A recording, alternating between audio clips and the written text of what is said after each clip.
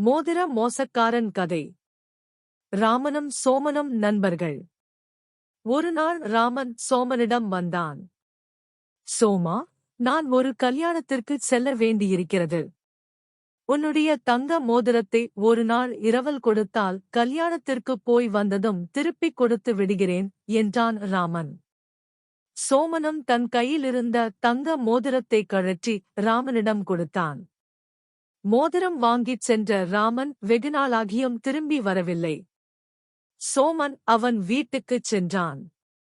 என்ன ராமா, என்னிடமிருந்து தங்க மோதிரம் இரவலாக வாங்கிப் போனாயே, அதை இன்னும் திருப்பித் தரவில்லையே என்றான் சோமன். தங்க மோதிரமா? நான் வைத்திருப்பது எனது மோதிரம்தான். உன்னிடம் இருந்து ஒன்றும் வாங்கவில்லையே என்று ஒரு போடு போட்டான் ராமன். அவன் விரலில் அணிந்திருந்தது சோமனின் மோதிரம். ஆனால் ராமனோ அது தன்னுடையது என்றான். சோமன் நேராக மரியாதை ராமனிடம் சென்று ராமன் தனது மோதிரத்தை வாங்கிக் கொண்டு ஏமாற்றி விட்டான் என்று முறையிட்டான். மரியாதை ராமனை அழைத்து விசாரித்தான். ராமனோ, ஐயா, சோமன் போய் சொல்கிறான். நான் இவனிடம் மோதிரம் வாங்கவில்லை. என் விரலில் இருப்பது என் மோதிரம்தான் என்றான். இதைக் கேட்ட மரியாதை ராமன், நீங்கள் இருவரும் சொல்வதிலிருந்து உண்மையாகவே மோதிரம் யாருக்கு சொந்தம் என்பது தெரியவில்லை. அதனால் நாளை தங்கத்தை மதிப்பீடு செய்பவரை வரச்சொல்லி மோதிரத்தை உரசி பார்ப்போம். அவர் என்ன மதிப்பு சொல்கிறாரோ அந்த மதிப்பிற்கு அதை விற்று அந்த பணத்தை இருவருக்கும் சமமாக பிரித்துக் கொடுத்து விடுகிறேன். இருவரும் சென்று நாளை வாருங்கள் என்று சொல்லி அனுப்பிவிட்டார். மறுநாள் ஒரு பொற்கொல்லர் சபைக்கு வரவழைக்கப்பட்டார். அவரிடம் மோதிரம் கொடுக்கப்பட்டது. அவர் அதை உரைக்கல்லில் வைத்து தேய்த்தார்.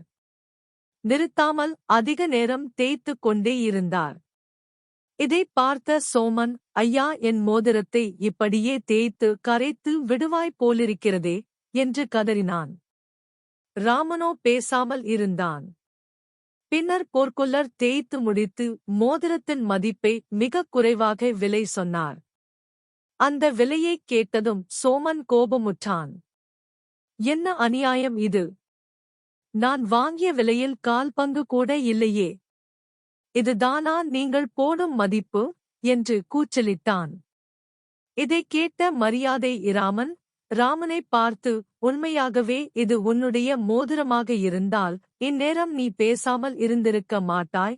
உண்மையை வரவழைப்பதற்காக நான் தான் அதிகமாக உரைக்கச் சொல்லியும் மதிப்பைக் குறைத்தும் சொல்லச் சொன்னேன்.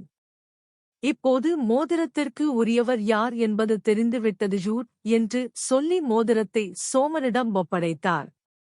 சோமனை ஏமாற்றிய குற்றத்திற்காக ராமனுக்கு 1 மாதம் சிறை தண்டனை வழங்கி தீர்ப்பு கூறினான். மரியாதை ராமனின் சமயோஜிதமான நடவடிக்கையைப் பார்த்து மக்கள் பாராட்டினார்கள்.